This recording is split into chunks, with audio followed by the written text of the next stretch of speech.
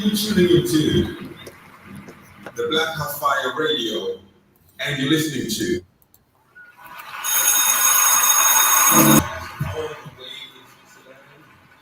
and you're tuning into the Black Hot Fire Radio, and you're listening to Yes, Karibuni Sana. This is the Africa Today show, and welcome to another beautiful episode right here on the Black Hot Fire Network radio station, media of the 21st century. My name is Joby, and of course, I'm joined by the one and only Mr. Black Hot Fire right here on, of course, our amazing platform where we get to discuss issues regarding us, African people, where we are connected globally, what is affecting us positively or negatively, and how we can bring a solution towards it. Karibuni sana. Hope you guys are having a wonderful Wednesday so far. Mine has been fantastic. Nairobi is super cold. We are on the month of July, and it's a cold weather, and I hate it. I hate it. Personally, It's wintertime right there in Africa, and it's summertime here. You guys on a different hemisphere. So when it's summertime, when it's wintertime there, it's summer here. When it's summer there, you got summer months in December, it was like November, December, and January. It's wintertime here. Mm-hmm. I hate it. I hate cold. Personally, I don't like like having, as much as right now I don't have a jacket. I don't like having jackets on. Now, jumping a little cold. Let me see the weather is in Nairobi right now.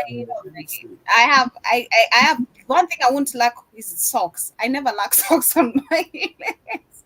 I feel like I'll grow old with a very bad behavior of having socks on my legs all the time. Literally. What is the weather now in Nairobi? See, so today it was okay, it got as low as 56 and the high was 70. Now that wouldn't be cold here in America. The cold was kind of chilly, it wasn't cold, but their high was 70. So it was 70 degrees today. It's gonna be 70, 69 tomorrow. High gonna be 70 Friday, 74 Saturday. This day went to 75, 76, 75 Sunday, but it will be down to 50 degrees, 55 degrees, which is chilly. Not cold for Africa. That is cold, but here in America, that's not cold. That's not cold. But you wouldn't get no. Well, I would, because I'm in Florida. Because I live in a hot climate like California, so it would be this kind of temperature in the wintertime for me. I'd be like, hell yeah, that's why I'm here. That's why I'm in this bitch. I'm not up there where Kate Wins live at. Winter is brutal. That's something by my brother and them. That's why I don't live up there. New Jersey, New York, and all that shit. No way. Snow and ice, Joby. No. I don't like cold at all. Personally, I like it. I don't even like it windy. Okay, let it just be calm, a little bit warm. Let it not be cold. If it's literally cloudy, let it not be rainy. Then let it not rain. Let it not be cold. I just like me. So I don't like a weather that I'm gonna be wearing something. Okay, you got 15 minutes left. I got you. Got about to go to lunch. I'm about to leave too. So I want to start thinking about Skip Bayless. No good. Racist ass. I love it. Remember now, I'm gonna see if I can find the videos. But he was when he was talking crazy against his co-host Shannon Sharp before Shannon Sharp exited. Finally, Shannon Sharp is an old Uncle Tom Coon. So he took all that abuse for all those years, calling him, all his name, all the racist remarks he made against him, and talking about black people crazy. Shannon took it in. Until Shannon started saying something the last 2 years. And so when you guys remember when Skip Bayless kept going on and on about Tom Brady, the great white hope. They always need a white person to be the white hope. He says, and Shannon said, "What you think I'm some kind of scrub, Skip? I'm no scrub. I got three what do you say? I got 3 Super Bowl rings. What are you talking about? I'm no scrub. Hey, well, you ain't Tom Brady. Yeah, damn, but I ain't no scrub. You ain't gonna talk to me like I'm a scrub. I played the game. You never played. But see, these white racists who can't play the game, and I'm a segue that over to what's happening right now in Inc. I don't know why these Negroes in Africa we watching these crackers up in Europe. I don't get it. Their racism is palpable with that soccer. With that, it's palpable because right now, remember, England lost, and they took the young black kid. They done made him a monkey. Okay. Go ahead, Joey. For me, I'm gonna explain it with the theory of religion. Okay, it's the same way and miseducation. The same way we are fed miseducation about our history. The same way we've been fed religion, worshiping the white man, and now we see the white people kid is the same thing we have been fed with sports. And I think there's a time we did a whole show right on the Africa Today show some time back, months back, sharing where sports originated from. And it's from black people. When you talk about boxing, you talk about soccer, when you talk about golf, when you talk about literally everything, marathon. Yeah. And we've seen today, and we checked on a video that I was sharing regarding boxing, how they took over that and reclaimed it being their own. That is the white people. We can see it even hockey. You were talking about hockey just a few weeks ago. I think some few days ago. You're talking about hockey, something you were watching. About hockey, how blacks.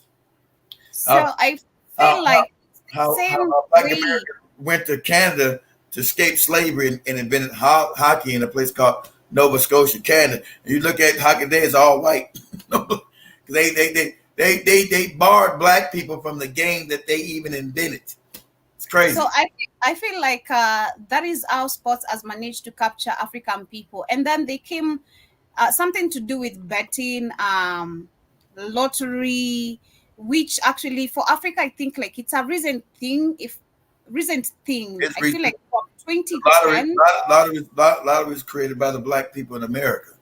It's called. Yeah, I'm not sure from when in Africa it started being super active, where people believed in betting in sports and all that. But I believe because of the poverty porn and the poverty which they have created in Africa, it has made so many people so dependent on watching these sports so that they can be able to predict, we know which team is gonna win, which team can I support, like also according to talents and understanding that, again, going back to sports, this originated from us. Majority of our African people, personally for me in high school, I participated in soccer a lot. I was good in soccer. I'm going to give myself in that. But I was poor at scoring. I was a good defendant, but I was poor at scoring. Right now, I'm a good gamer in soccer. But also I participated in marathon. I participated in handball, that is netball, if you like to call it. I participated in a couple of sports. So I feel like if you try to look at most of the African children, they're born also with this talent. And naturally, they want to do this. But if you try to look at the market of today, and I want to refer back to a certain story I was reading about Nigeria, where we had a team of Nigerian students, soccer players, I think it was soccer players, who had been denied visa to go to Spain.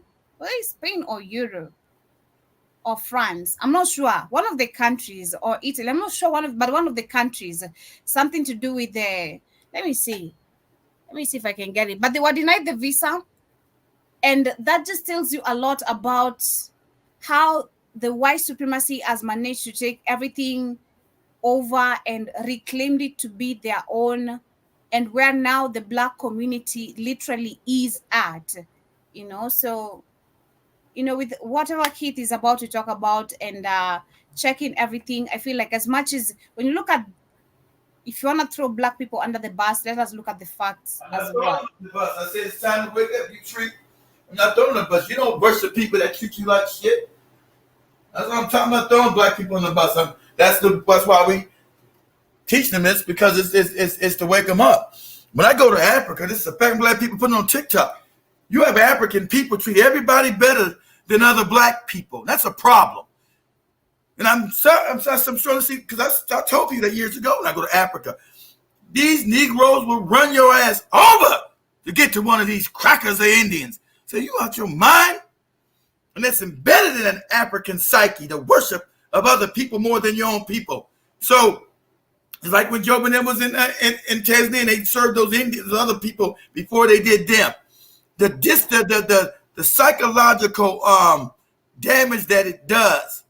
So, like I said, because they'll if white people, or Indians or anywhere around, black people would break their neck to serve them over somebody black. And these people hate your stupid ass. You on your own continent and you treat each other like shit in front of white people and Indians. That's what you do.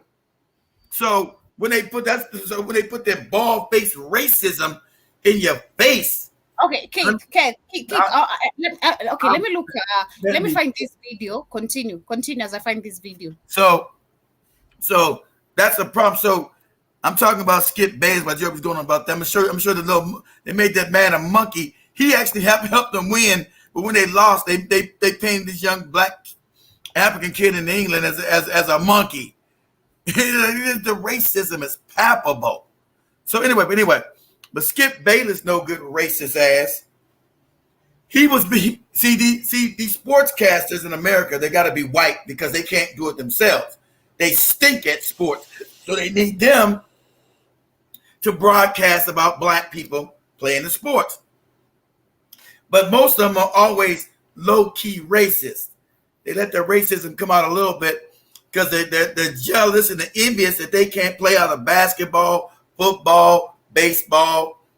We don't play much soccer, even though we played on a lower level. We don't really watch pro soccer here. We just can't.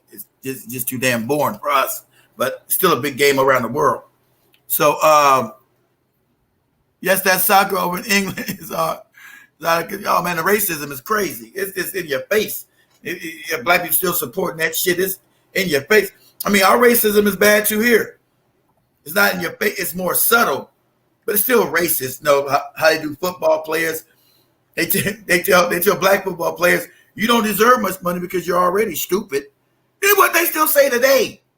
If you get hurt as a black football player today, you found your video yet, Joby? You know you found it. So I'm trying to. So even as a black football player today, if you get hurt or have a brain injury, they say we don't need to give you that much money because you're stupid. You're black. So they look at all of us as dumb. So, you're black and you're a moron. So we don't need to give you more money if you have brain injury because you're already dumb. That's what they still tell you. But anyway, these sportscasters, like a Skip Bayless, would make kind of sly comments about black individuals. They always try to put black people down on the slide by couching it in sports commentating when it was not. When us as black people, we know it's a racial dig at us. That's how they get their jollies off because they can't play the sports. They can't. Joe, talking about they can't box. White people get knocked the fuck out. They can't box them. When you see a white champion, these big white people, and a great white basketball player or a great white football player, never. When you see a great fast white person, never. So they get to be the ones broadcasting about black excellence, which they hate. Because remember, everything is slanted towards them. They've created the world. But when they open up sports, they had to make it equal because it's a fair thing, either you win or not.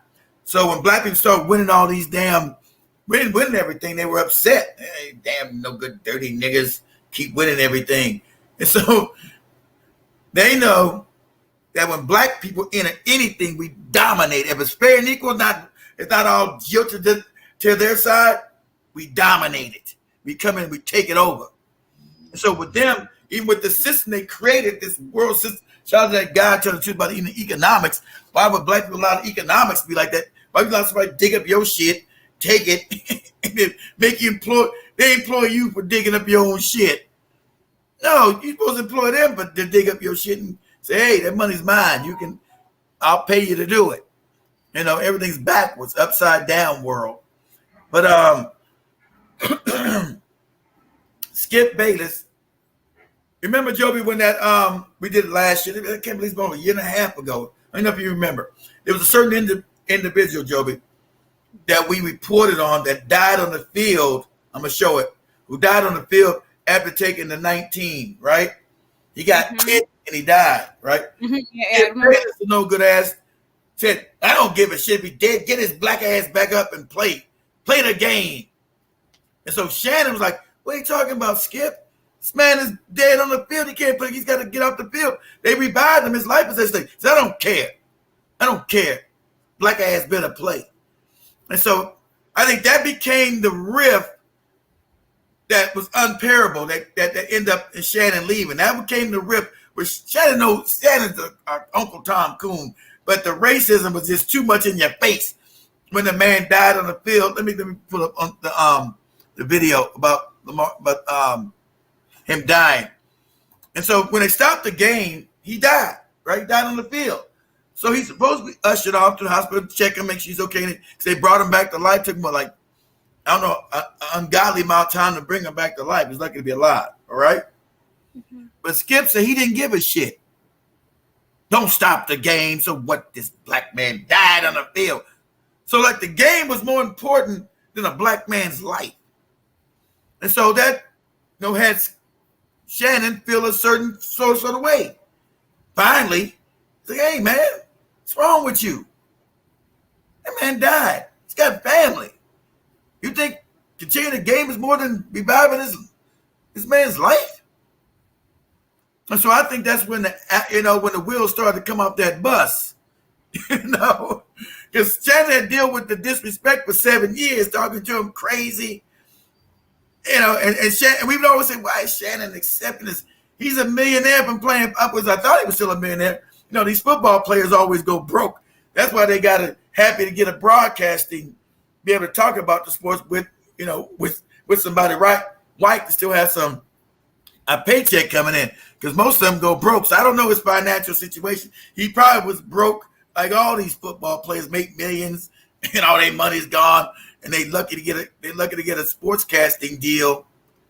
Lucky to get a sportscasting deal where they can still continue a decent lifestyle that they've grown accustomed to. So let me play excerpts. Let me see. Let me go to very useful. Let me go to hold on, give me a second. As you look for that, let me share this. K. Williams, I see you asking, did you really ever play sports? Me? You're asking me? Oh my God. You should see me run. You should see me running. Ask Shimani. I almost left them in town. Shimani said she's too fat to run now. No, but man, I believe myself in running. I'm joking, Joby. Personally believe I have the capability of running. Coming out of retirement to fight a black boxer because you want to win back the title for the white race, but then you end up losing the fight. This is called the Great White. It's called the Great White Hope. Like I showed you, everything for them is the Great White Hope, and they can beat somebody black every time they get in and they get their ass beat or lose or whatever. Go ahead. That's what a white supremacist boxer named James J. Jeffries did in 1910. Jeffries, who'd been the world heavyweight champion from 1899 till 1905, came out of retirement to fight Jack Johnson, the world's first black heavyweight champion. Johnson, the son of former slave, clinched the title in 1908 when he knocked out the then champion Tommy Burns, much to the dismay of racists who saw the victory as a loss for the white race. They immediately started plotting against Johnson. The best tool in their racist arsenal was to bring back Jeffries from his 5-year retirement. They christened Jeffries as the Great White Hope. The date for the epic fight was set for 4th July 1910. In the 15th round, Jeffries was sent crashing to the canvas along with the hopes of his racist backers. The humiliation was so stinging that riots erupted in various cities across the US after the fight.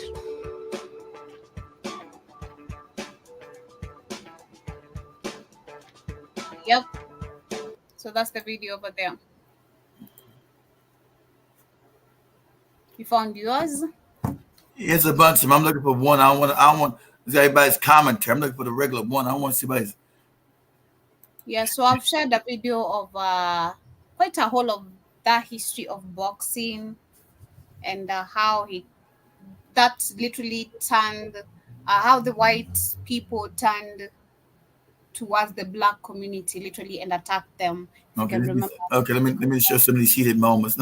I can't find this. This is from 2 years ago. I'm looking for the one for last year. But anyway, let me share some of this real quick. Give me a second. Yeah, she's talking about Tom Brady. So let me share some of this.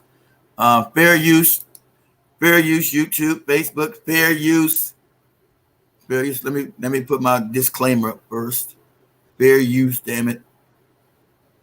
You don't try to hear me out. This is for educational purposes. Fair use, 1976. Copyright disclaimer under Section 107 of the Copyright Act 1976. Allowance is made for fair use for purposes such as criticism, which I'm about to do, comment, news reporting, teaching, scholarship, and research. Fair use is a use permitted by copyright statutes that might otherwise be infringing non-profit, educational, or personal use. Tips the balance in favor of fair use. So I'm using fair use, YouTube, to play this.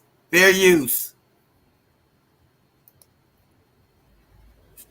I even read the statute for you so you can get to talking crazy. Okay, let me go here. So, let's go here, share screen. Let me know when you guys can see my screen. Yep. All right. Sound up. So this is 2 years ago. So this is even before the Mar Hanlon situation of early last year. So this is even before that. See, this is when they was already having problems 2 years ago before Shannon left. Funny thing about Shannon has now become more successful, left that station, gone to ESPN. It's the number one show. And his little podcast is the number one podcast right now, Club Shay Shay, where Skip Bayless stuff all sucks. It's going down. They always use black people, but they make white people the head of the show.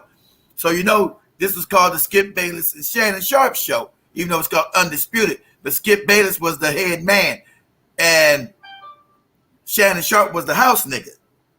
But now that Shannon Sharp has left, his ratings have plummeted, and they firing his ass. They're not going to get rid of the show. They said they firing Skip Bayless' sorry ass, right? He tried to put a bunch of other black flunkies in the place of Shannon Sharp. And it's funny, it's saying this, you always get still sticking together with black people, knowing why Shannon left because of the racism. Yeah, the other house Negro broke ass, the other broke ass athletes, one by one tried to join Skip Bayless to see if they could, revive the show after Shannon's departure. But they couldn't revive the show. Yeah, those dumbass what's that? Michael, what's that guy from the Cowboys? Michael Irvin, yeah, Keyshawn Johnson, all these. He made sure he got all black men to try to replace Shannon. He didn't go with a white man. He went with all washed up ass black athletes who were probably broke. Then instead of having solidarity with Shannon, said, "Nah, man, he's racist against our brother. Like, fuck him. I need a paycheck too." So let's listen to the back and forth with these guys right here. Stop. See, the problem that I have with a lot of people is that they try to make things mutually exclusive. Tom Brady doesn't care about stats. Tom Brady don't care about this. Bull jive. Bull jive to you. Bull jive. Who cares about winning Super Bowl? Quarterbacks are the most arrogant people that play professional sports. You know that, and I know it. For a bit. He'll be a free agent. Yeah, he'll be a free agent. He's free. Yeah. And don't nobody want it. Now, how you not want something that's free? Everybody, you put candy out there, free candy, somebody grab a handful of it. I mean, free clothes, free chairs, somebody go come out and get one. Free Bibles, people will take one. Yeah. Like a free agent, ain't nobody want it. Okay. How you not want something that's free? Football game. Okay, so here's what I know.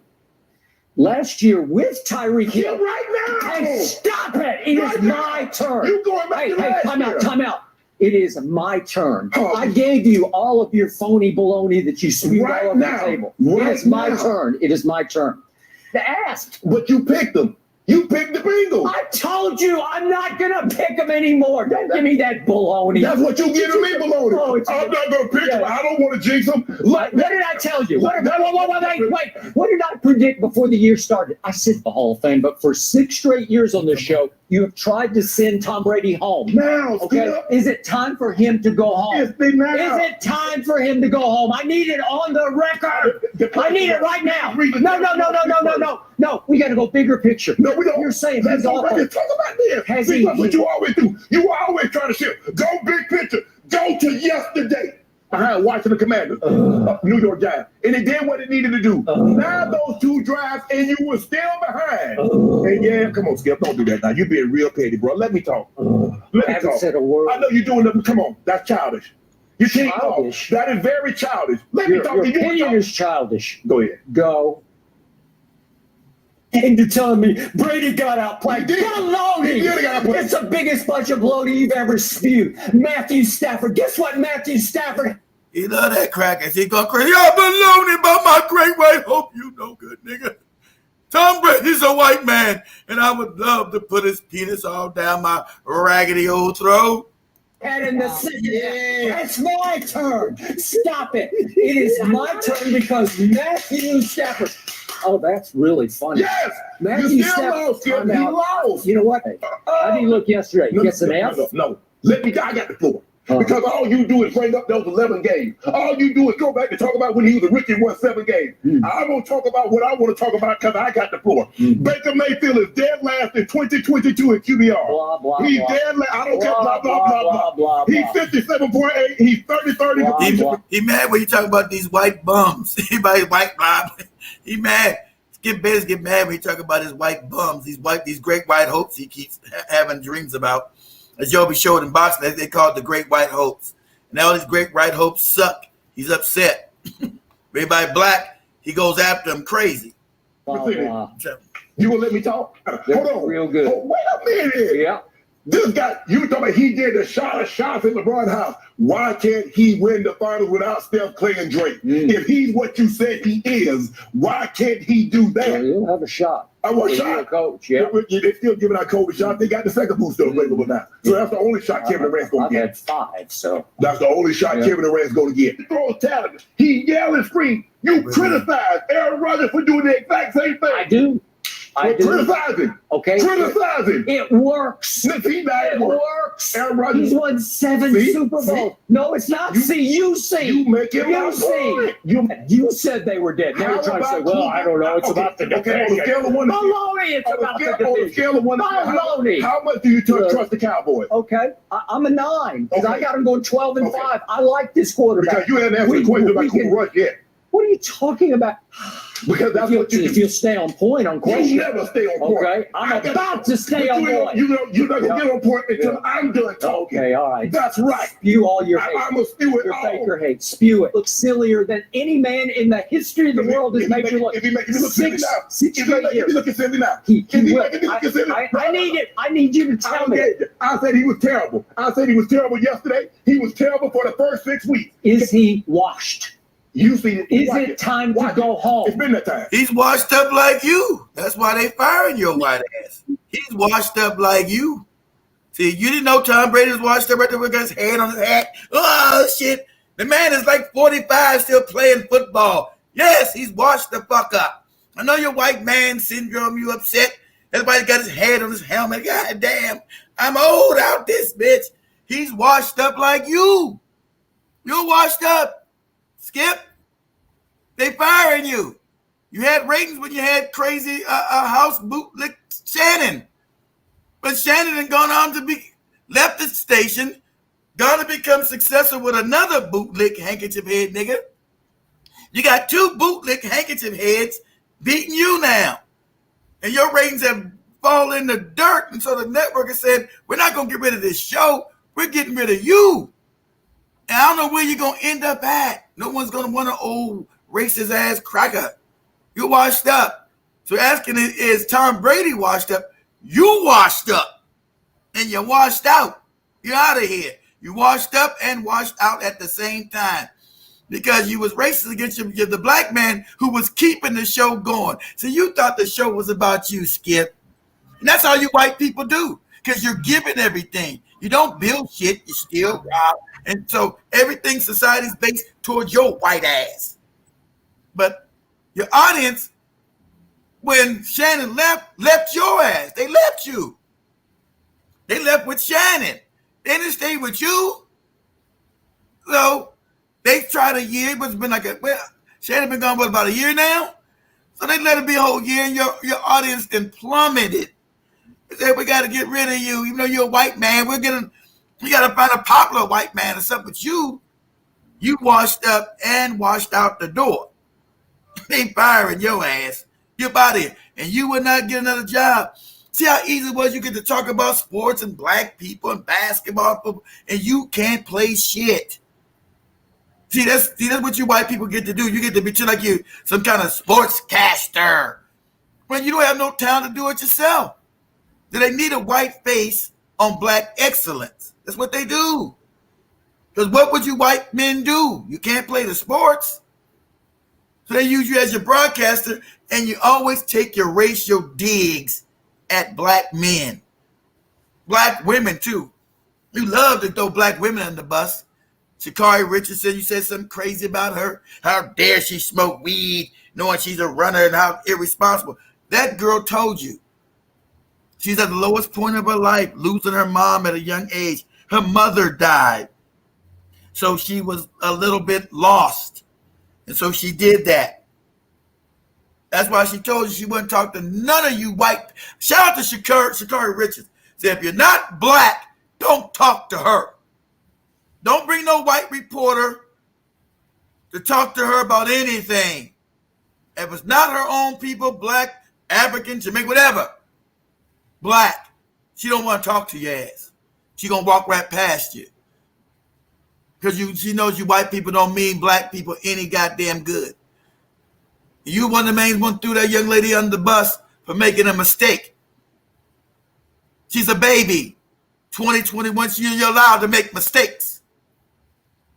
But not if you're black, you can't. We're not allowed to make mistakes the same way white people do. So, you finish this off. I think it's my turn. I let you spew all your baloney. So I didn't say a freaking word. It's not. Okay, here we go. It is my turn. Still lost. Take the rest of the show. Okay. You still lost. So 17.8, because all you talking about, you're uncertain about Justin Herbert, but you get on the floor for this clown. He's a bum, he's trash, and you know it. And every time you bring him up, I'm going to let the world know exactly what he is. Oh, he's have 4 Twitter followers. Are you tired of your YouTube channel not getting the attention it deserves? Building a YouTube channel can be a very lucrative and successful way to make new fans or skip this thing. What they doing? Go ahead. No, it's not. No, I'm not gonna go. Can you do this?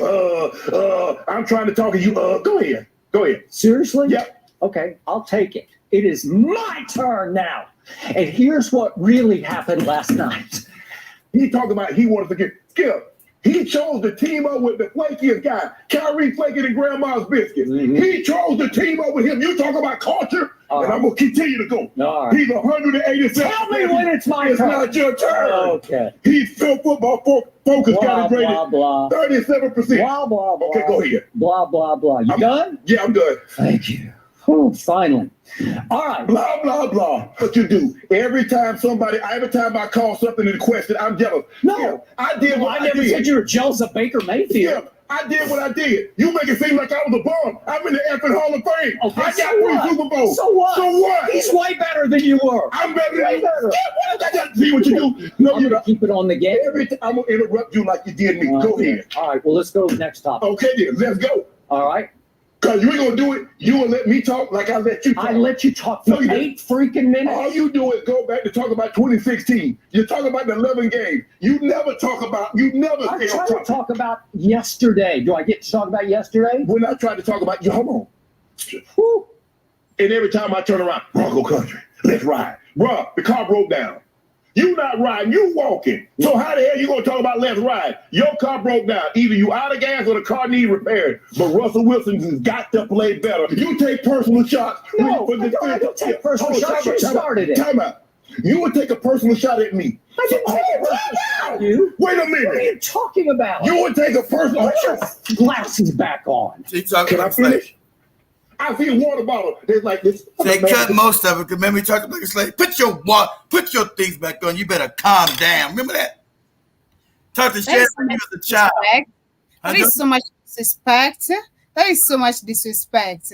So much disrespect. Yeah, because he's black. So you said, put your glass back on. You stop, calm your mouth down. Remember, I called this man had been in 3 Super Bowls, and like you said, I'm in the Hall of Fame. This cracker ain't never done nothing. We get to talk about black people who play. Shannon has won 3 Super Bowls. 3. More than the majority of people who ever played a game. He's in the Hall of Fame. He's one of the greatest players that ever played the game. He said, they try to call him a scrub. Like, they try to call me a scrub. But the disrespect is worse than that. They cut out a lot of this because they got crazy. So he told Shannon, who you think you talking to? Like, what? I would have quit then when you told me that shit. Me, who you think you talking to? You shut your mouth. Lower your mouth, Shannon. Like, you what? Who you talking? You talking to me? Man, I'm about to hurt your old ass up in here.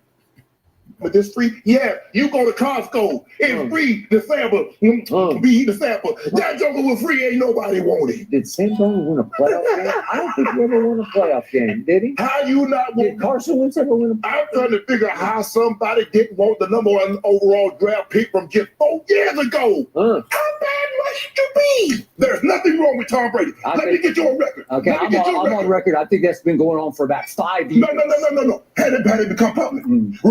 Remember, video changes everything. When things become public knowledge, it changes everything. So now I want to get you a record. Is there anything going on with Tom Brady? Yes or no? I don't know. Now you don't know. Neither do you. Now you don't know. Neither do you. Now you don't know. Okay. Yeah. Okay. Now you don't know. So I'm going to remind you that.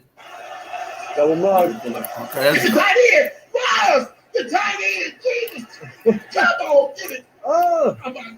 Ross? What is that? You're willing to take a personal shot at me to say this man is better than me because I say he's playing bad this year? Well, because you just you disrespect him. It's just so. You know what? It's beneath your dignity. You would disrespect me to support him. No, well, I'll support him over anybody because he's the greatest player who ever played your game, and it's by far. Have it. Okay, I'm going to have at it because I'm going to have at you. Okay. All right. It says so. The disrespect was palpable. You know, treat him like he's a child. Talk to him crazy. And so now, you see, now that he's talked to him crazy, who's there? Who's getting fired? Skip. Shannon Sharp is now what?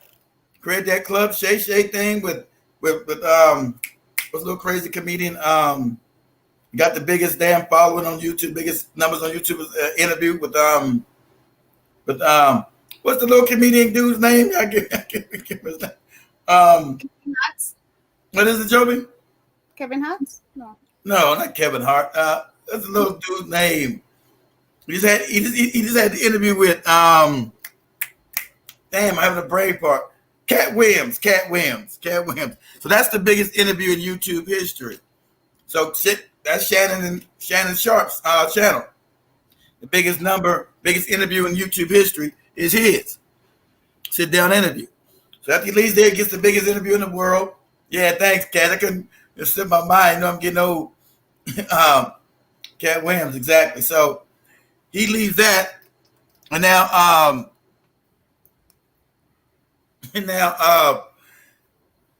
his show with the other coon, the other bootlicker. So Stephen A. Smith may be a coon, but he's a good coon. He knows, hey, I better get Shannon. When Shannon left first take with the race, I better bring him over with me. I'll get better numbers. Because remember at that time, Shannon Sharp, they were beating Stephen A. Smith. So when Shannon said, I'm leaving, I gotta quit this shit. This shit crazy. This talk, it got worse and worse. That's not even the worst. Because I stopped looking at Undisputed because it was so disrespectful. Years ago, he talked to Shannon like he a kid. It's that same talk to black men. Remember, under white supremacy, black men are not allowed to be what? Men. white men don't see black men as men. You are a kid, you're a son, a boy. That's why they call you boys. Under white supremacy, black men are not allowed to be men. Only man is the white man. Excuse me. I mean, so that's how Skip with that, right? So Club Shay Shay bring in 7,000 in revenue. Damn, it's making some money over there. So yeah, so you know, he was able to, even though Shannon's a moron, but he had to take that. They took his name and go from sports to just do regular interviews. His interviews is really not really that good, but you know, he's a bootlick, so they're allowed to go, but the numbers blew up. So and Skip Bayless numbers are crashing, right? So that's got to, so you know, even though they're going to interview Shannon, they're going to, Shannon, how do you feel about Skip Bayless getting fired at Undisputed? Well, you know, I feel sad for Skip, and it's just one of those things, you know, times change, and you know, he's got to be gracious to white people. He can't just see like he can't say like he really feels. I'm glad that no good racist bastard got fired. He can't say that. He can't say that. He's got to say, you know what, you know, demographics are hard, and you know, Skip has done a good job put together. I left for reasons, you know, I had personal reasons on my own. I decided to leave. And, you know, I wish him nothing but the best. And he's a hell of a broadcaster. And he's bound to land on his feet again. That's the bullshit he's going to say to the white media. Because, you know, really when he goes home, he's going to say, God damn right. You no good racist bastard. Your shit is collapsed and they firing your ass. Now talk your shit. Right?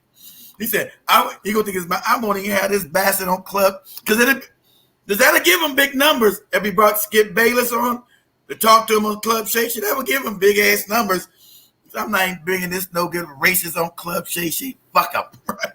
Because that would give him big numbers. Everybody be interested, see him back together again, and to see Skip Bayless have to eat humble pie. So that would bring him big numbers. But so I'm sure you're saying, Cassius, it would be hilarious if Shannon interviewed. That's what I said. That's what I just said. You must have read my mind. That's what I was thinking. It'd be hilarious. But I don't think Shannon would do it because Shannon is not. I would do it. That's what I think. Joby wouldn't do it. I believe in teaching lessons. I would do it because it'd be hilarious. And I'd be like, yeah, motherfucker. You don't sticking it to you. If he rather Skip would accept the interview, he would because he's washed up. What else is he gonna do? He's gonna hope that's gonna build his name back up. So he got no chance. He got no choice but to come back to me. And I just be like, Rebel. So I'd be like, so how you doing now? You know, you got any prospects for the future?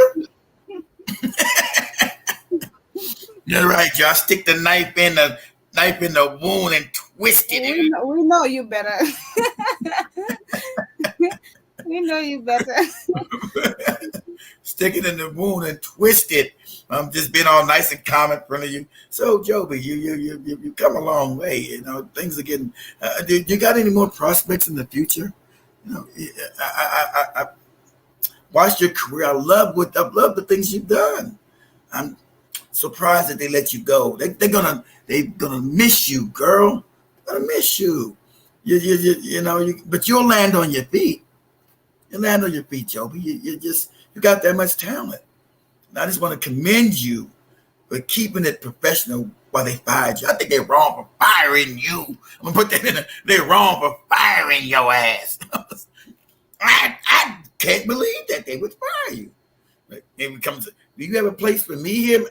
No, I don't got no place for you now. I don't got no place for you here. But I wish you all the best. Got no place for you here, but I wish you all the best. You know, wish you nothing but the best. Because my thoughts and prayers with you and your family in this hard time, and you know that money gonna be fucked up. Ain't no more big paychecks coming your way. You say, Joby, go ahead. I also do enjoy that, seeing especially people who have wronged you being left up. But I enjoy that. I'm not gonna lie. I enjoy seeing people being left up if they have wronged me, especially. But that's right. Eat humble pie. Sorry about the guys. I eat something. I might have to leave in a minute. Okay, I gotta go. Now,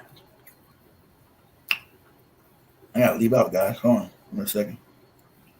All right, Joby, continue. I'm gonna get back on in a minute. Okay. Joby.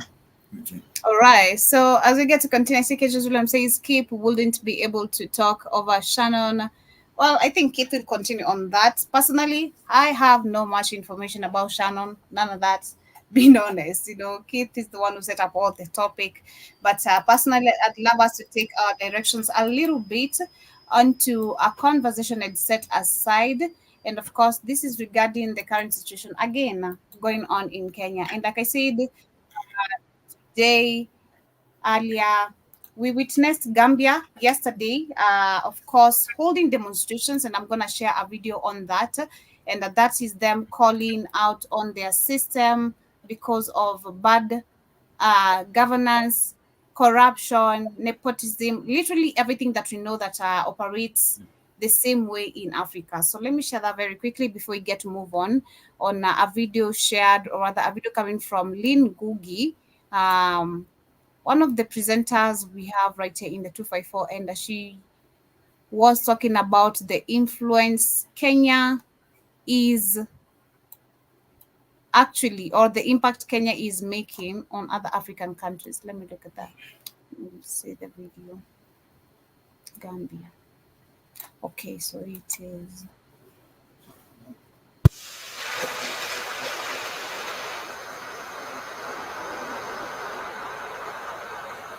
Okay, so I'm just gonna share the video, a bit of what it says.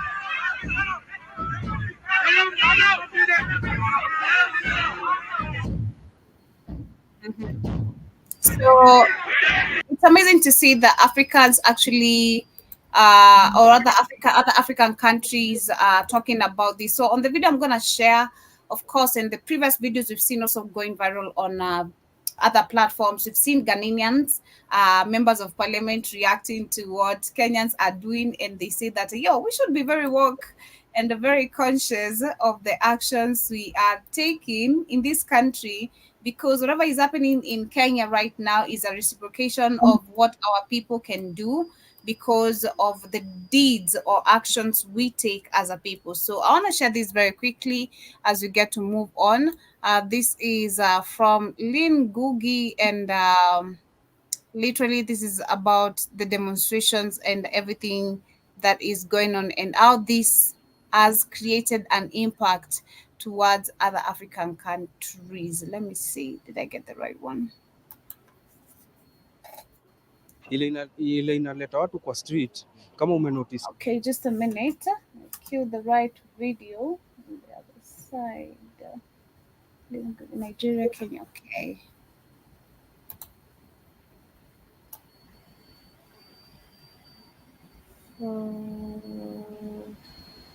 Days ago.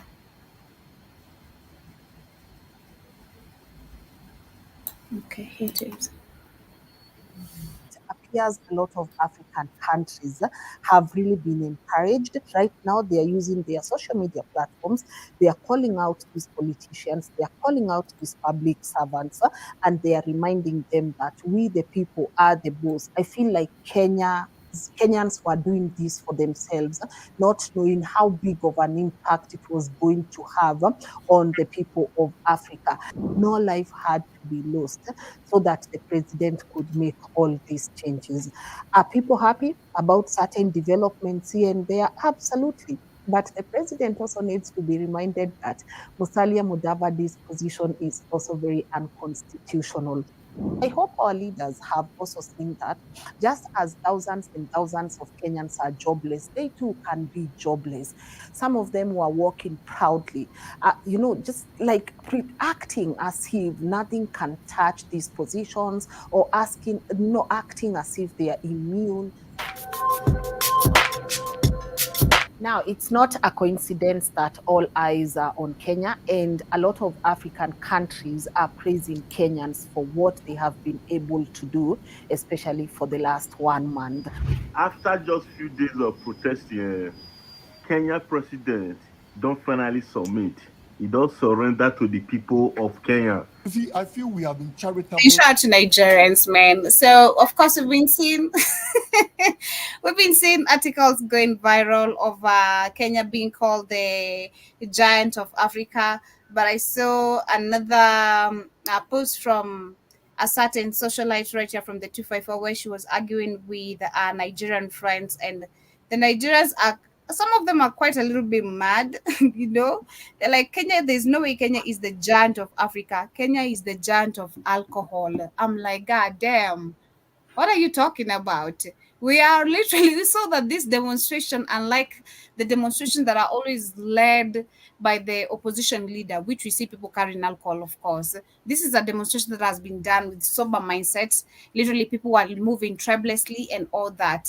So I feel like this should not be an intimidation to other African countries, because I feel like countries, and I'm going to share a video about that, countries that actually right now and will feel intimidated is countries like South Africa, because we see what they're doing, the actions they're taking, which is them being dragged behind. So the action Kenya is taking is supposed to actually motivate them, but I feel like it kind of will intimidate them, because other countries are going to call them out, which has been happening already because of the actions they are doing. And I'll share a video about it to tell you why I feel like they will get or they are feeling intimidated, either in a, I don't know, it's not in a positive way, it's in a negative way, because we've seen other people reacting towards what South Africa action they're taking is,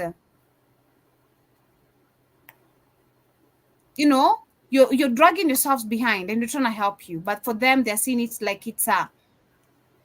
they're seeing it as, I don't know how to call it. They're seeing it as if it's what is it? What's the term I'm supposed to use, Kate? How is South African seeing other African countries trying to correct them? But they see it as meddling in their affairs. Mm-hmm. Yeah, exactly. It's like we're meddling in their affairs, but I feel like there's a better word we should use on that, because we're not just meddling. We're helping them. But anyway, we continue this video. Enough. The Ghanaian people have been so patient. Yep. Because if Kenya has all these figures I have quoted, 10 times better than the economy that Baumiasu pretends over, and yet they have poured out to the streets to demonstrate and protest harshly against derailment, then we as a people of this country have been so calm and have been so tolerant. And whatever we... So I'm proud personally as a person to see that actually other African countries are finally having a debate about the affairs in their countries. I'm so happy to see that other African countries are very impacted, to talk about the issues that they have been facing and how they can address them. So it is very, very amazing. Think about Africa as a continent. What really catches my attention is how a lot of people praise us, saying we have great natural resources, saying how gifted Africans are, but this does not reflect on our development, and we appear to be really rich in resources, but very poor in our ways of living. And guys, guys, as you all know, we went to the street, and this is the part I really want to tell each and everyone, that your voice matters.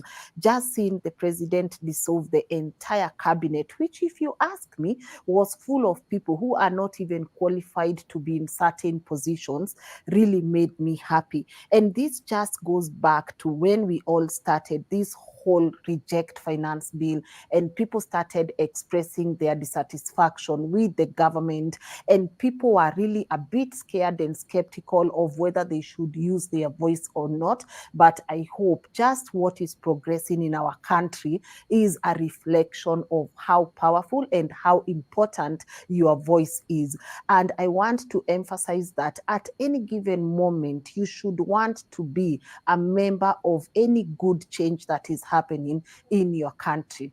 That is how we take back our power, and this is how we make sure that Africa as a continent does not continue to belong and to be governed by external forces. So kudos to everyone.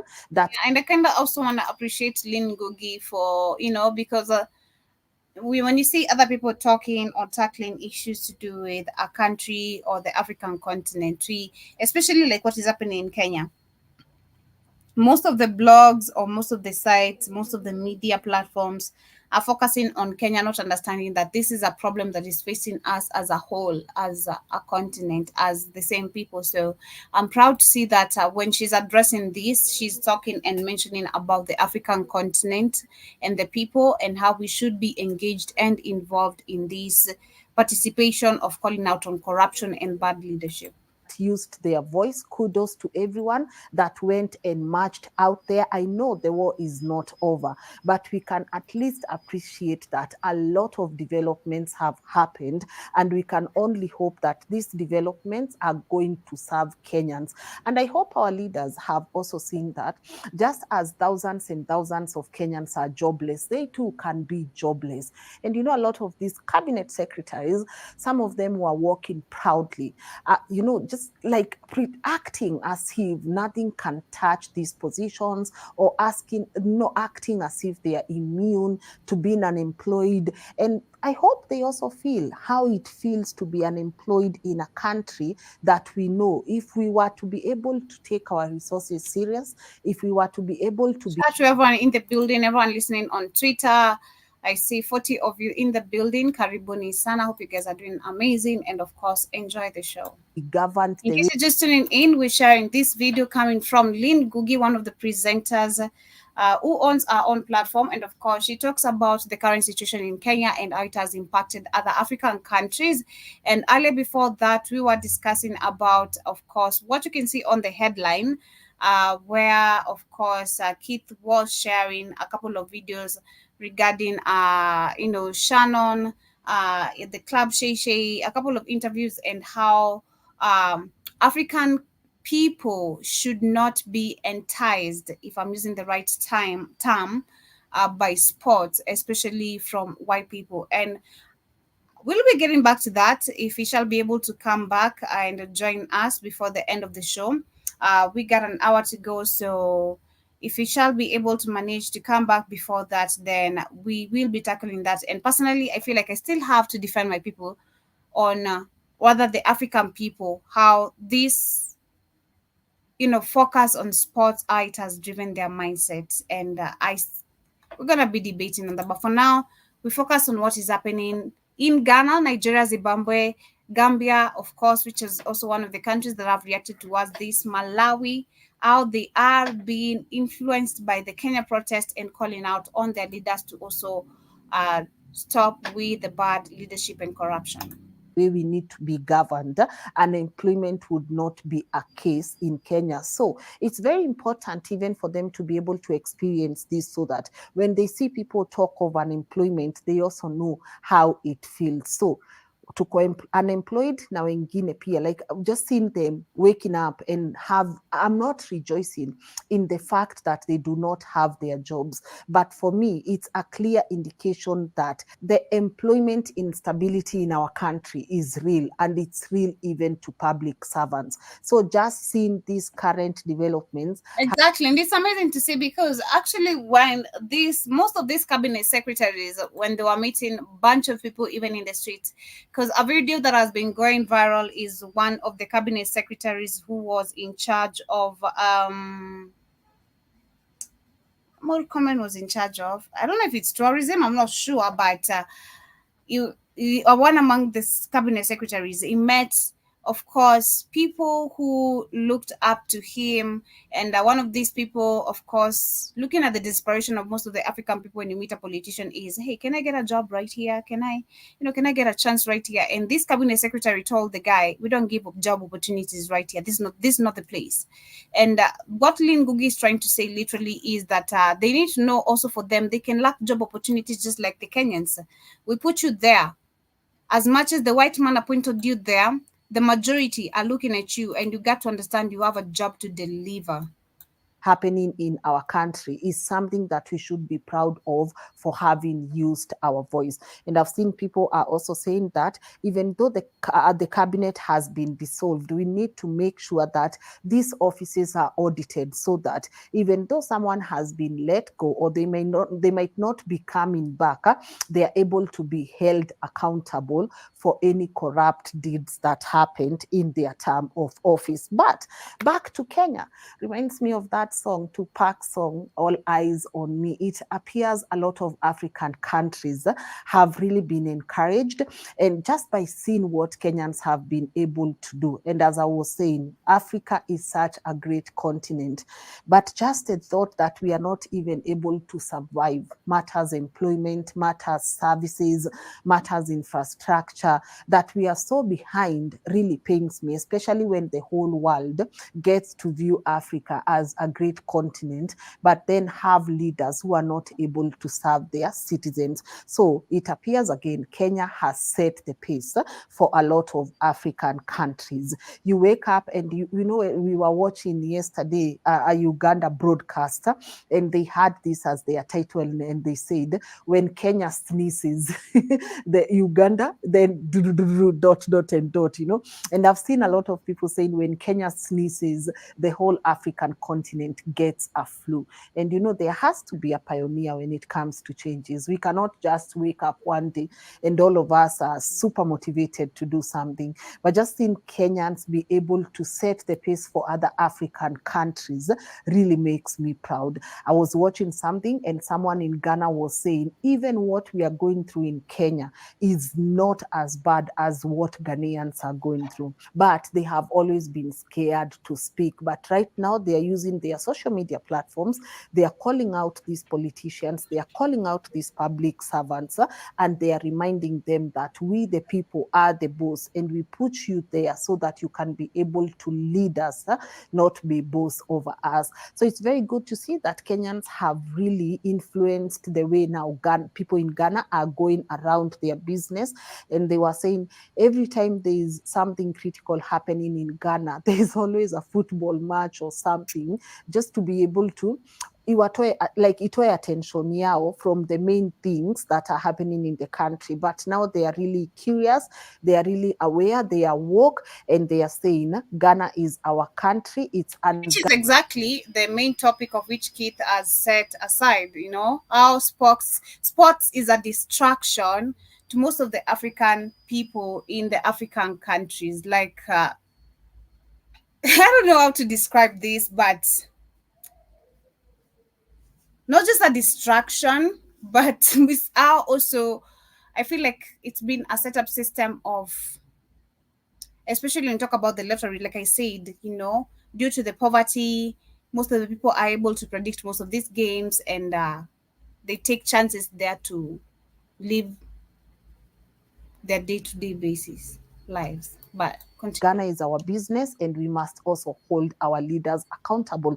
And one other person that really made me happy was the economic freedom fighters leader, Julius Malema. I feel like Julius Malema has stood on business. Like, he means what he says. Like, he's not a double-edged person. Like, he's someone who has been known to stand out there and fight for Africa as a continent. And him just being able to air his voice and just encouraging Kenyans. He said, he congratulated Kenyans youth for doing an amazing job. And he stood in solidarity with the people of Kenya. And his party also condemned the use of, tear gas, canisters, live bullets, all these things. He has been at the forefront advocating for a better Kenya, and also reminding us that even his party and everyone, those people who are on the same line of thought in South Africa are also supporting, and also to see our brothers and sisters in Nigeria also coming out and also taking to the social media platforms and checking out their leaders and just joining in the movement. I feel like Kenya has set the pace for a new Africa. I feel like Kenyans were doing this for themselves, not knowing how big of an impact it was going to have on the people of Africa. I feel like Kenyans being brave and talking to their president and demanding for a better way of living from their leaders has definitely set a pace for the entire African continent. Mine is to encourage our brothers and sisters as they continue looking up to Kenya, as they continue looking up to what we are doing as Kenyans. They must know that they also have to advocate for the same in their own backyards.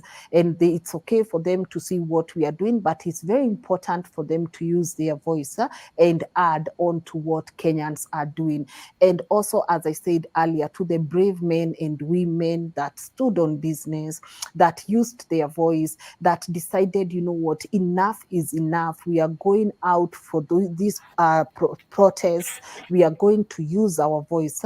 I really do commend you. And once again, I keep saying that no life had to be lost so that the president could make all these changes. Are people happy about certain developments here and there? Absolutely. But the president also needs to be reminded that Musalia Mudavadi's position is also very unconstitutional. So even as we gear towards change, actually, as we talk about Musalia Mudavadi, he was I can't remember his previous position. I think he was the speaker, if I'm not wrong, and he has been appointed as the cabinet secretary of all ministries. So that is something, I don't know if that is a big red flag, we should be questioning, because one person handling all the ministries. We're talking about trade, tourism,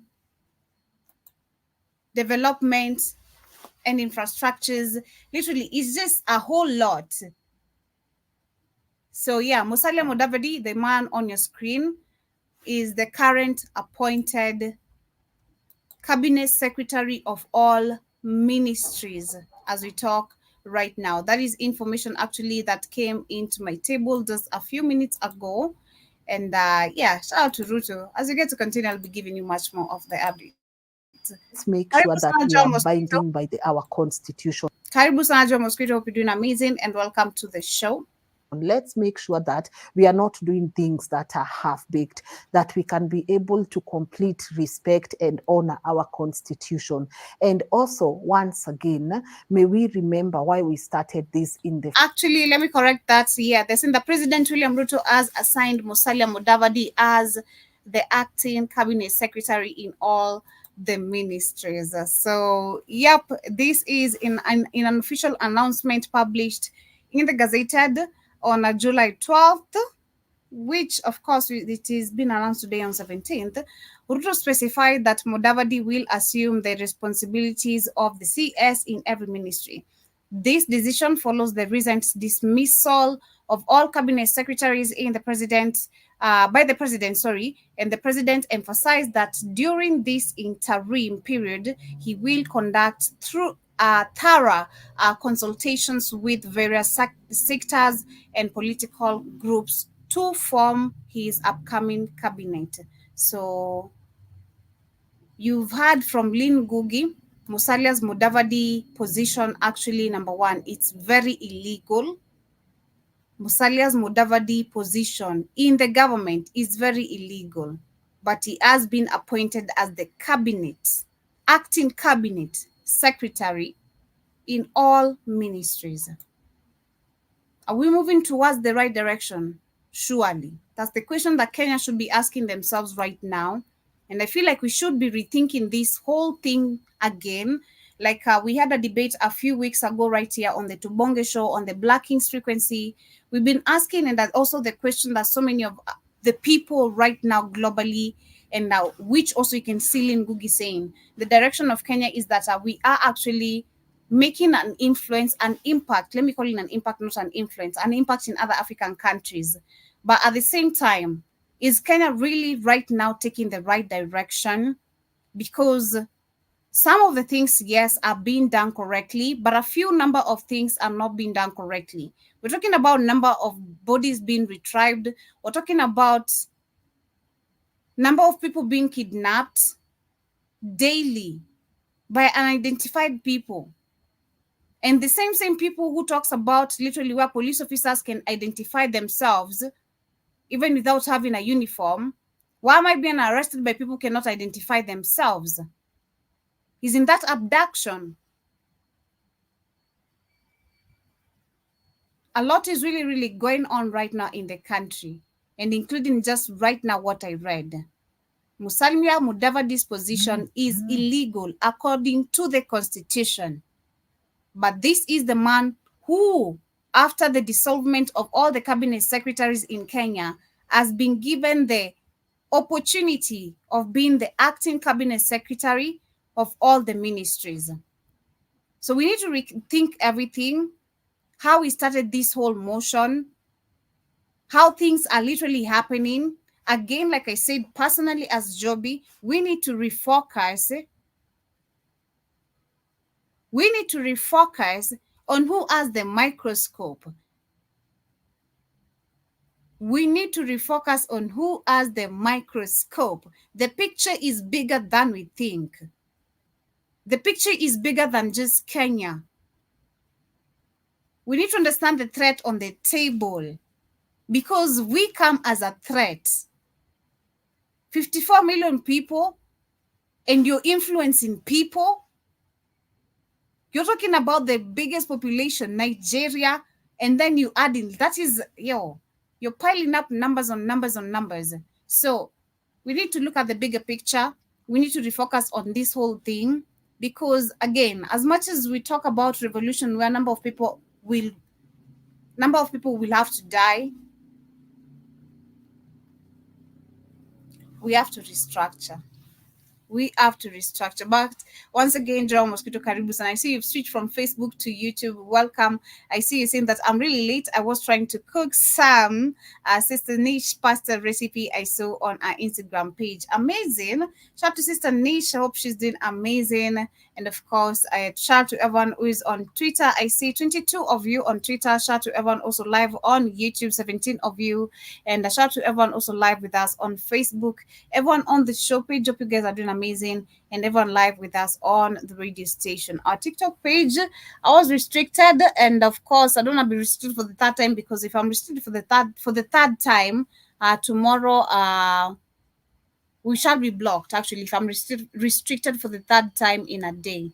I don't know who's reporting me, but shout out to everyone. And I also see John Mosquito says it is sure is Joby. And I'll see you saying that they did say the biggest threat. You got restricted again 3 times on TikTok today? 2 times today. Wow. Yeah. It's crazy. Yeah. So shout out to them. If I get restricted for the third time, it's gonna, of course, take a week, so I won't allow that to happen. But you're saying, John Mosquito, that they did say that the biggest threat were the youngest generation. Actually, today I was trying to share a video earlier on my show before the lights disappeared, where Ruto has said that the US is the one funding all this demonstration again. The accusation goes back to the US. And of course, people are not dumb. People ain't dumb. Yesterday, when we were doing our show number 1, for those who have no idea, Kenya, we were experiencing an earthquake live on our show. Kamlesh and I were here asking each other, like, hey, can you feel the tremor? You know, I'm shaking. I see everything is moving. So that is number one. And people's number one on Twitter rushed and started asking Ruto who is funding the earthquake. So Ruto claiming that the US is funding this protest after him saying it is the Illuminati, is the opposition leader, it is a few politicians who voted, no for the finance bill.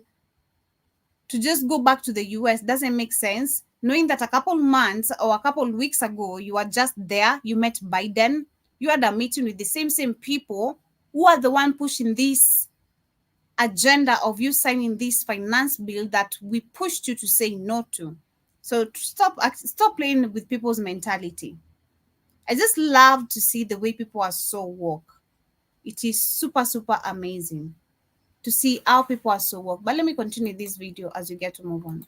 First place. May we remember why we went to the streets. Exactly. May we remember why we used our voice in the first place. Exactly. We need to restructure everything because right now things are out of hand. Our parents, oh my God, our very own parents, oh my God, our parents. I start being honest right now. I was even saying this a couple minutes ago, and which of course I don't want to, but I wish I just had to. I wish I could get the chance to just ask my dad, where do you stand? But I don't want to, but I wish I could just hear their mindset. Why can't you? Why can't you do it? I said I don't want to. I don't want to. You said you like to know, but then you don't want to know. Come on. Exactly. Double standard. Yeah, so but it's so sad to see that our parents, even despite them, we saw of course a couple of those who understood, and I feel like those who are impacted is those who lost their children.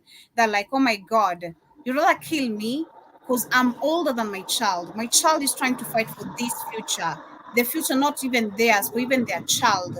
You'd rather kill me. But we have those who are, see, it's so bad. I was watching a video which I won't share today. It was about the reaction of the whole Trump situation. And sadly, we have the religious nuts who believe that, this is God saving Trump. That's why he was not. Of course, you got the religion. I'm going to talk about that to this weekend. That was all staged. I had to go through. That's all fake and phony. See, the religion, that thing was all staged. Trump was acting.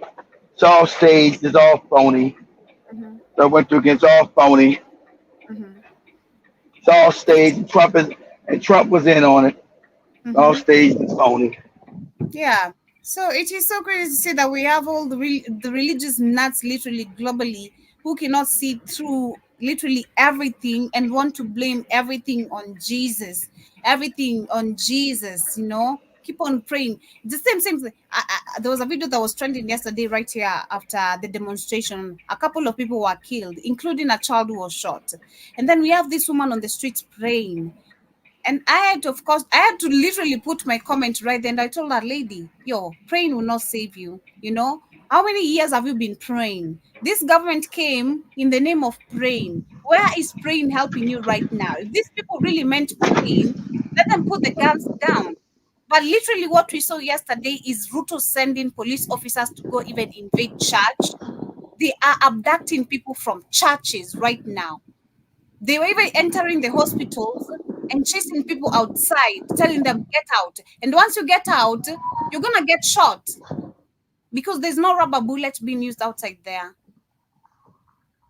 And they even put the straight, you're raising your hand, you have a flag, peacefully demonstrating, they even throw a tear gas at you. Because there's a video we saw a young man literally holding his hand up, just passing, and they threw tear gas at him for no reason.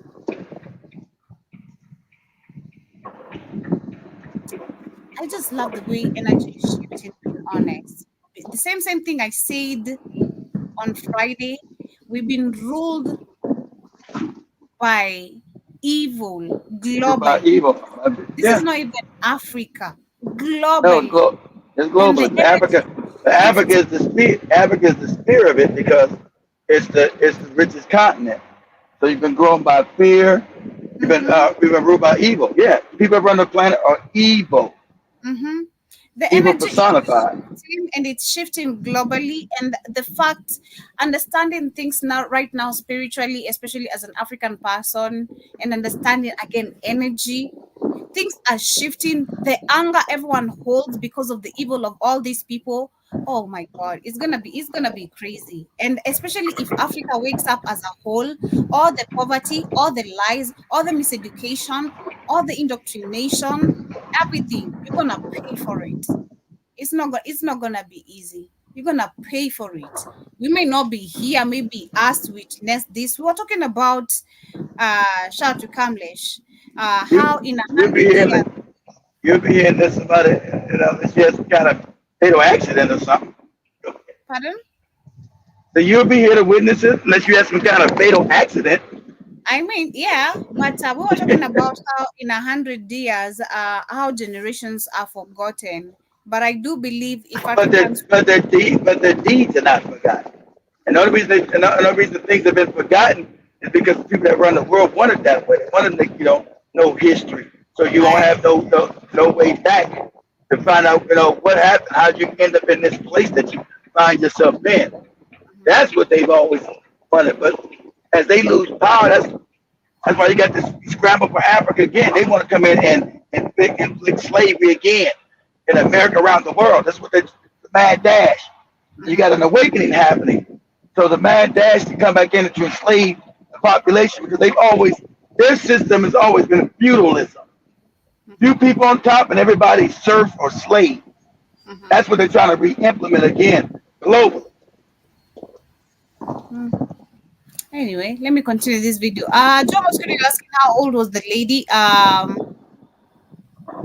The lady. Pardon that again. And may we remember that accountability. I am loving the conversations that are happening in X spaces. I was just the other day, we spent almost 3 hours listening to this conversation that was being spearheaded by Emirates on the X spaces. And Kenyans have ideas, Kenyans have great things going on. And I urge people to join these spaces, to join these conversations. Even if you don't get to talk, at least please participate in listening. May we not see them going down, because there's always that tendency of kitu imeshika halafu kitu inarudi inaanguka. Let's remember that the future of this continent, the future of Africa is in our hands. We must start questioning when we hear of IMF, when we hear of World Bank, when we talk about loans. What do we mean? Why do we need these loans? What are these loans benefiting us in?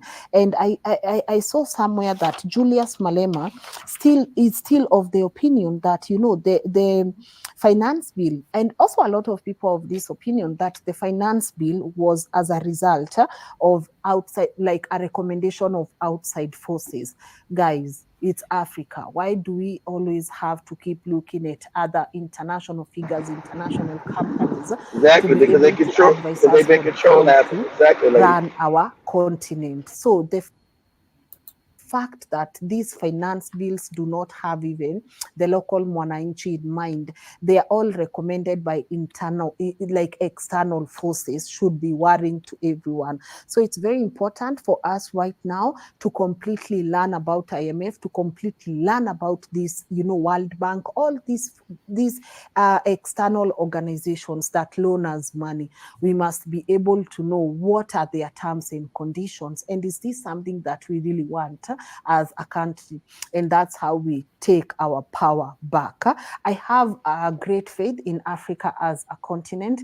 The fact that people are no longer scared, people are no longer intimidated, people are no longer, just double checking themselves, people are out there for a greater cause, should actually be a proud moment for all of us as Africans. So Ghana, as you continue watching us, Nigeria, South Africa, Uganda, Tanzania, and all these African African countries, always remember that you are gearing towards the right path. Do not be intimidated. Start speaking up. This is for our generation. This is for our children. This is for our our grandchildren, our great grandchildren. This is for everyone that calls Africa home. And I know sometimes it's not easy, but we really need to look at the bigger picture. And I emphasize and just talking to our governments that no life needs to be low so that you can get to listen to your people. But let me know where you are watching this conversation from, which African. Yeah, so that is Lynn Ngugi, and that is the conversation she had on board, talking about, of course, the reaction from Nigeria, Ghana, Zimbabwe, we had Malawi, we had Gambia yesterday, and of course, other African countries that we're looking forward to also see them standing out and coming out, and also if we can, for those who are going to get the courage, because we're calling it courage, it starts with the fear. You becoming fearless is courage, that is courage itself. So that is, I believe, the motion that Kenya and that the hashtag we've been using, courage. So if we're going to manage as countries, and we've been led by other countries, number one, that is one thing I think, like Kenya, if only we can understand what we're doing is so right. And I think we do know that. I don't want to say that we don't understand what we're doing, but we should know that we're being led by the right people. We have Burkina Faso, we have Niger, we have Mali. So we have people who already know the direction that we should be taking. We're just following the lead. And by us following the lead, we're also making others follow the lead. It's just so amazing. I think Keith called it where we are connected. Like, we are African people, we're so synced, like we're connected.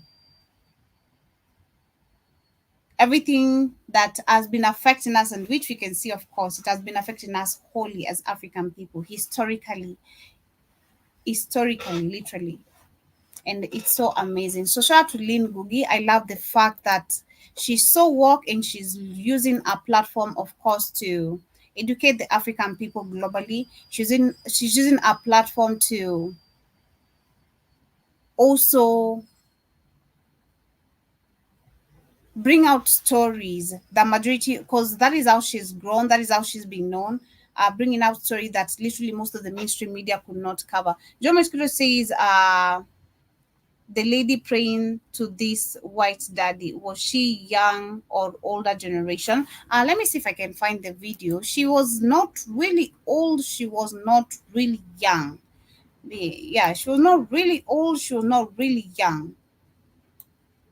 I'd say she's 20 something, 80ish, almost 30, or maybe 30. I don't know. Let me see if I can find it here, because I left my comment there. Here she is. Right here she is. Right here. Right here.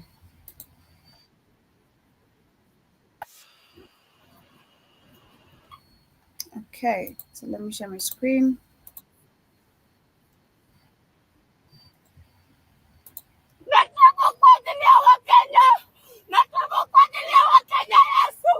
Please forgive us, Lord. Have mercy on us. Beg have mercy on us. We're in business. Beg have mercy on us. Remember us, Jehovah. Don't forget us, Jehovah. Utusisahau kama Wakenya, Mungu. Utusisahau, Jehovah. Utukumbuke kama Wakenya. Nalia kwa ajili ya taifa la Kenya. Nalia kwa ajili ya taifa la Kenya. Nalia kwa ajili ya taifa la Kenya. Nalia kwa ajili ya taifa la Kenya. And I believe she has knelt down. This is so embarrassing, being honest. Even people are looking at her so weirdly. This is so crazy to see that at the time where people are literally getting shot, live bullets, these literally people are, you have to, you have the time to kneel down and call on Jesus to come and help you. It is so crazy. It is so sad. It is so sad. And that's how I was, even when I was talking about even the Gambia situation of them, finally getting rid of the bill that was supposed to bring back female genital mutilation in the country. I was saying that there is that where that might have happened, but we still have people in the community who believe that, hey, this is right. You can't change majority of the people's mindset. And sadly, this is why I go with Kamlesh. You need to wait till these people as times is up, like 6 feet under. Because men, I also want us a generation that is thinking so quick. This generation of slow thinkers, it's not really working, being honest. It's not gonna, it's not for us. It's not for us. And such is like Ramaphosa. Because where's Ramaphosa heading? That is the question right now. So let me share this video very quickly.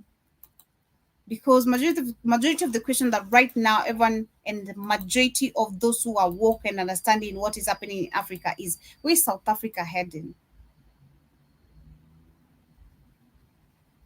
When others are being woke, this is the country that is moving backwards.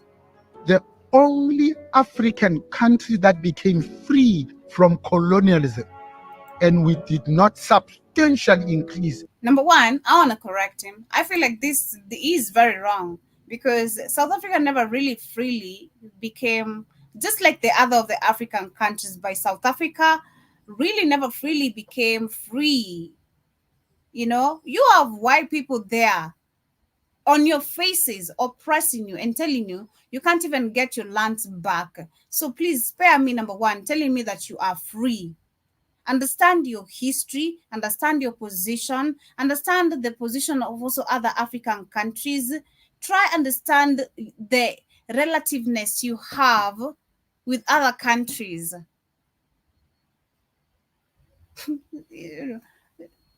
I'm going to start that again, because we are the only African country that became freed from colonialism.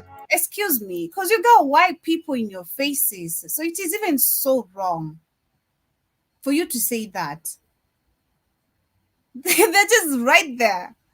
Everything in South Africa is so white cultured. And correct me, maybe you're here and I don't know, maybe you know better, maybe from South Africa.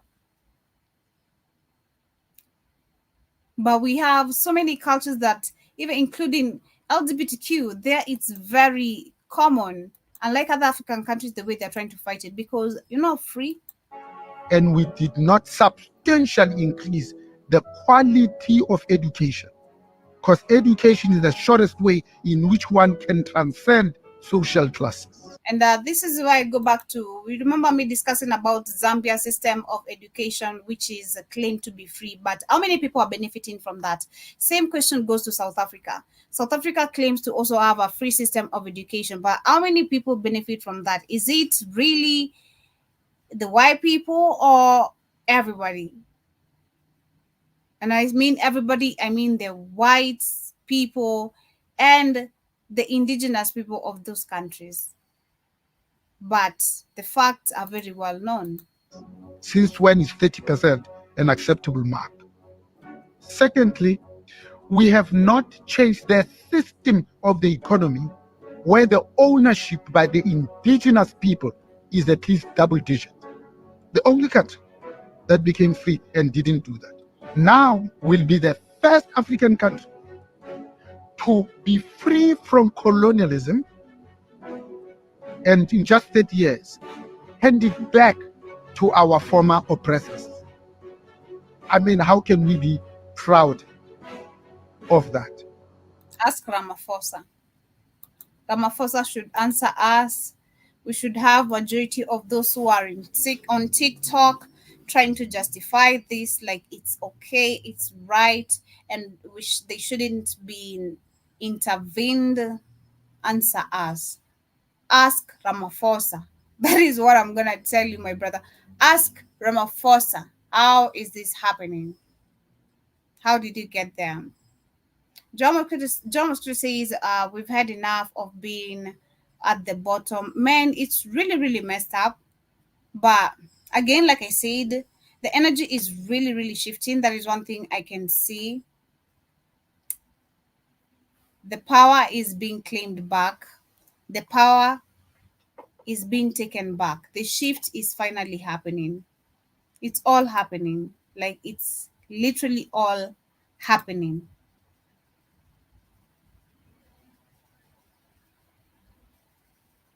It is all happening.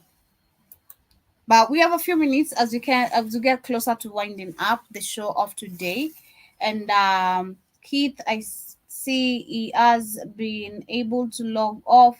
But before we get to move on, he was discussing about sports, and he was discussing about sports and how he didn't understand how Africans are caught up in this. So let me try share a couple of videos as we get to move on of, number one, how deep it is, how effective it is, and see how, because we have to look at the root bottom of the problems before you call out on some of the problems, right? That is how you do justify a case, right? You have to look at the root of the problem, what led to what. So I want to share a couple of videos where personally I've seen from media and also seen from communities where I've grown and had stories where we had people who bet their houses, their cars, their businesses because of some certain teams. When I talk about certain teams, I'm talking about the soccer teams like Manchester, Arsenal, name all of them, or even all these, and talk about rugby, I mean, hockey, whatever is your favorite. So I'm trying to explain, I want you to understand how deep it is. I don't know if Keith is there listening, but poverty, porn, and how effective it is in Africa has led to so many fantasies. And this is why we have people watching this. And apart from that, I did say we understand that sports originated from Black people. We have people who are born with this talent. Personally, I've said I did participate in soccer. I was good in running. I believe I'm good. I just want to go back to sprinting so bad. I've not been working out for the couple 2-3 months. I need to do a very serious sprinting, serious sprinting, nothing even else, just sprint. And my dad also was a boxer, is a retired boxer. So growing up, especially in Form 1, Form 2, I did a lot of exercise with him. So I'm a flexible person and still even up to date. Despite being lazy, I'm still a flexible person. I participated in handball, netball, call it, I want to call it. But yeah, so Black people, I do believe that those who are born with the talents, but there's also poverty which has contributed into all this focus into sports, which has actually become a very big distraction into, number one, pouring money into all of it, believing you're going to become a millionaire out of a lottery. Just a lot of things, you know. But let me share this video very quickly as we get to move on.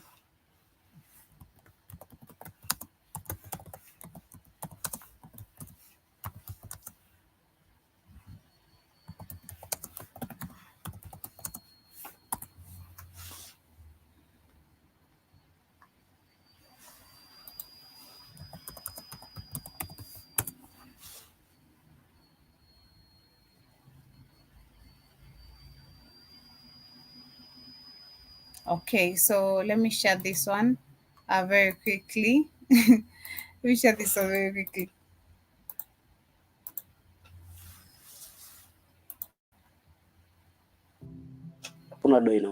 There's no sweeter money than that. That's the sweetest. Especially when you receive the message you've won. You feel like you've been reborn. But there are no winners in betting. It's only the house that wins.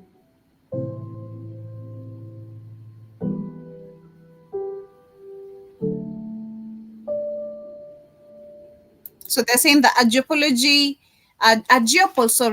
survey found that up to 54% of sub-Saharan African youth are engaged in sports gambling.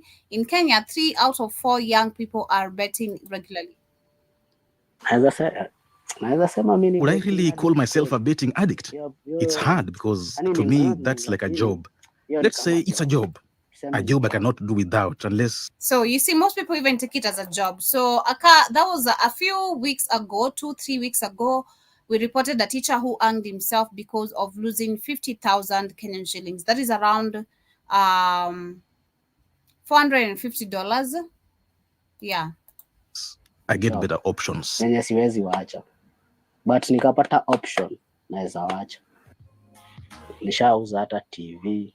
I have even sold my television, cell phone, but the funniest thing I have sold was a cooking pot to a friend, and it was the only one I had for preparing ugali.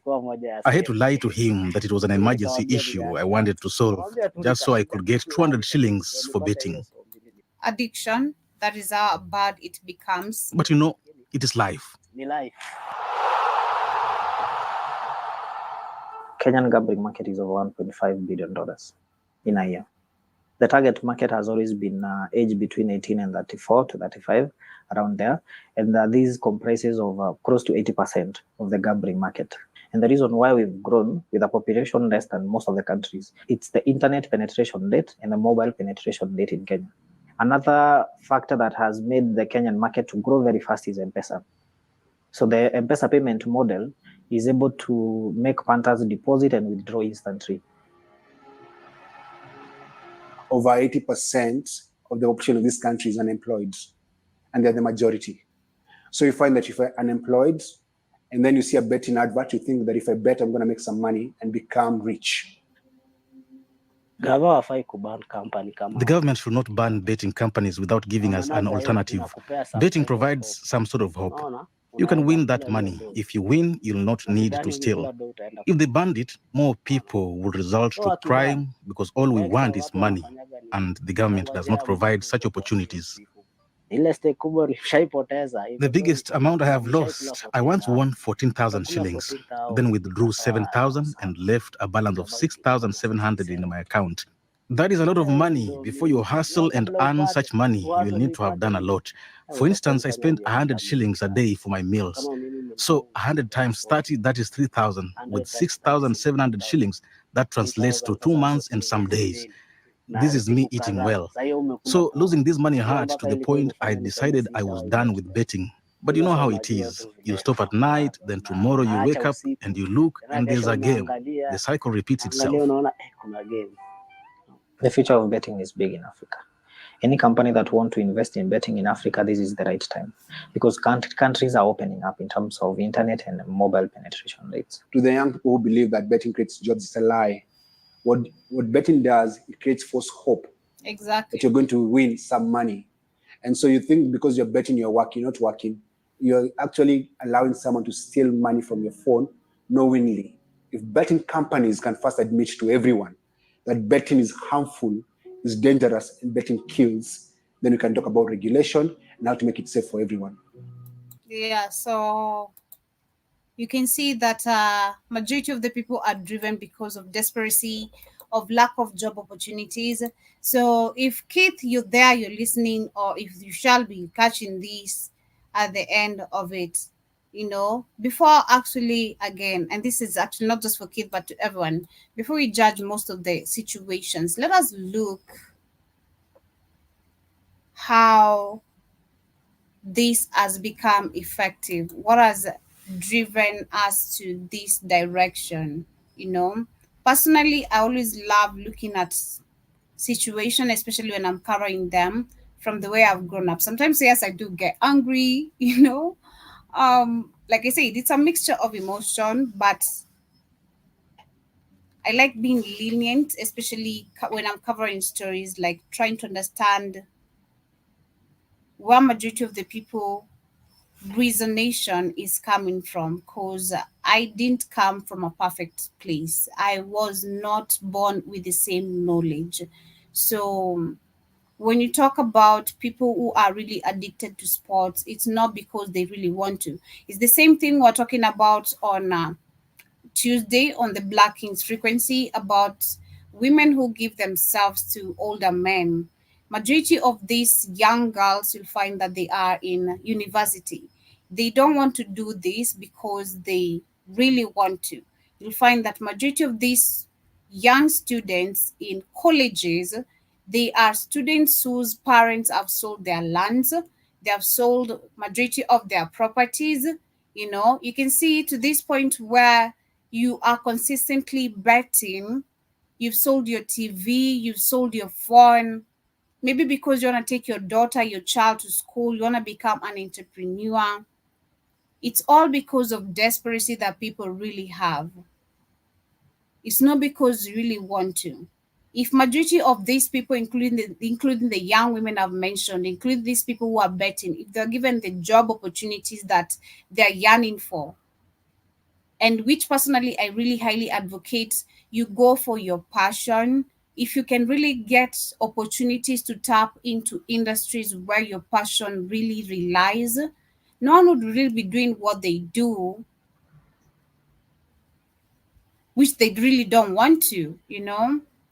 So, as African people, and understanding Black Hot Fire as a platform and my position, we're not here to criticize. Number one, we're here to educate. So on this aspect, especially of sports, I'm looking at it as a point of where it's not because people really want to. There are dumb people. I'm not trying to justify it, but we do have dumb people as well. I'm not going to say that we don't. There are dumb people who consistently just see, I'm going to lose money, or they've been losing money on betting and all that, but they consistently keep on doing it. That is not justifiable at all. But there are people who, it's again like the same way with politics, you know, you sold hope. That is what betting is all about, like Boniface Mongia just said. It's a platform, it's a business that they are using, and it's set up in Africa. Because I don't know, do you guys have betting platforms? John Mosquito, let me know. Do you guys have betting platforms? Because I do believe in America there is lottery, and it's real lottery, but how many people do win those lottery also, like in a year? So yeah, let us learn how to look at situations from a very, I believe personally, I'm learning to look at situations on a lighter note, especially with presentation. That is what I'm going to specify on. But I see Joe Mosquito says most sports events are fixed anyway. And I also see you saying that Joby ain't nobody watching hockey. Well, I'm so sorry, Joe Mosquito, but yo, invest very well. I mean, investigate, sorry, not invest, but investigate very well about Africa. Like what Keith, I'm going to say that, what Keith said about, or rather the fact about Africa and how invested most of the people are invested in sports. It's serious. It's deep. There are people who are gonna wake up like the whole day they're waiting for a certain match, you know. They're gonna talk the whole day about that match. The whole day they talk about soccer. There are people who that again hope. Understanding terms, you know, hope. And I also see you saying that sport is a major distraction. That's why they allow so many Black athletes. And I also see you saying that I've been to betting, to the betting shop a few times to watch football some years back. Nothing but Black people in there from morning to night, betting on horses. And also imagine morning to night. So there's a hope, you know, it's hope sold to you. And also see you saying that betting out of fear, exactly. I also see you saying that I play lottery, that's it, lol. Okay, you've won, and I think you've won. How many times have you won? I believe you won maybe a couple of times. But in Africa, there's just a whole lot of scams going on. That's the problem. and especially from all these private investors coming from outside.